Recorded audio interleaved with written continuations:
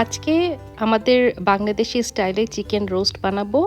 এখানে পেঁয়াজ কুচি আছে, দই আছে, আর ব্লেন্ড করে নেওয়ার জন্য আছে বাদাম, পোস্তদানা, রসুন, আদা, কাঁচামরিচ আর পেঁয়াজের একটা টুকরো। এই আস্ত গরম মশলাগুলো আস্ত রাখবো, এগুলো ব্লেন্ড করব না। আর এই যে মশলাগুলো, এগুলো একসাথে করে নিয়ে এই পরিমাণে নিয়ে গুঁড়া করে একটা বাটিতে রেখে দিবা বা একটা বয়মে। আজকে শুধু 1 টিস্পুন লাগবে আমাদের এই গুঁড়া থেকে, বাকিটা রেখে দিবা পরে রোস্ট বানানোর জন্য। একটা মুরগিকে 4 ভাগ করে প্রথমে একটু লবণ দিয়ে নিলাম, তারপরে দিলাম একটু গোলমরিচের গুঁড়া, তারপর এই রোস্টের মশলা একটুখানি দিয়ে ভালো করে মাখায়ে এটা রেখে দিলাম। এর মধ্যে আমাদেরকে একটু বেরেস্তা ভেজে নিতে হবে। আমার বেরেস্তাটা বেশি ভালো হয় না, একটু পুড়ে গেছে, কিন্তু একটু ভালো করে বেরেস্তা ভেজে নিও। বাজারের কেনাটাও ব্যবহার করা যায়। একটু গোল্ডেন ব্রাউন মতো হয়ে গেলে পেঁয়াজটা এই তেল থেকে উঠায় নিবা।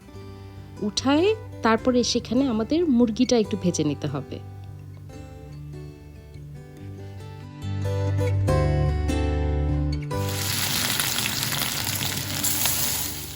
খুব কড়া করে মুরগিটা ভাজার দরকার নাই, একটু ব্রাউন ব্রাউন, এক পাশ দুই পাশ, মানে দুই পাশে একটু ব্রাউন ব্রাউন হয়ে গেলেই হয়ে যাবে। এটাকে উঠায় ফেলবা।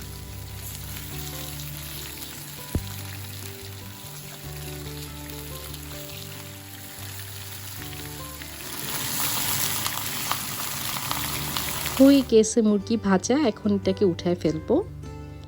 এখানে আরেকটু তেল দিয়ে সেই যে কাঁচা পেঁয়াজ, তারপরে মরিচ, আদা, রসুন, পোস্তদানা আর হচ্ছে গিয়ে বাদাম একসাথে ব্লেন্ড করে নিয়েছিলাম, সেই মিশ্রণটা এই তেলে দিয়ে দিব। এটাকে খুব ভালো করে কষাতে হবে, ভাজতে হবে।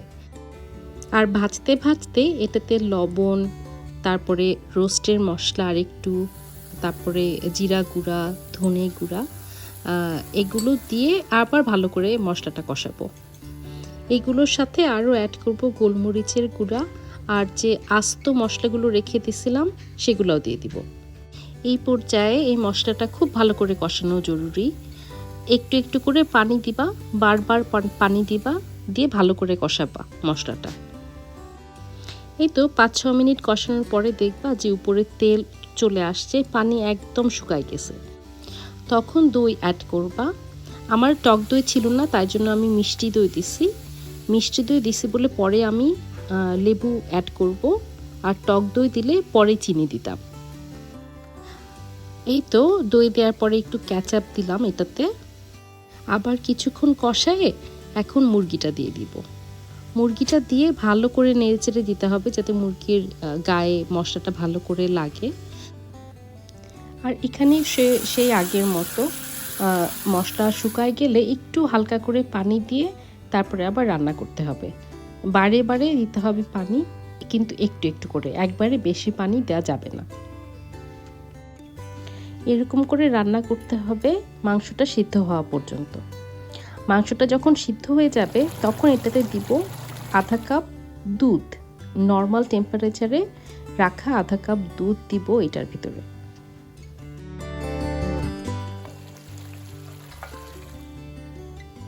আবার রান্না করতে হবে দুধটা শুকানো পর্যন্ত।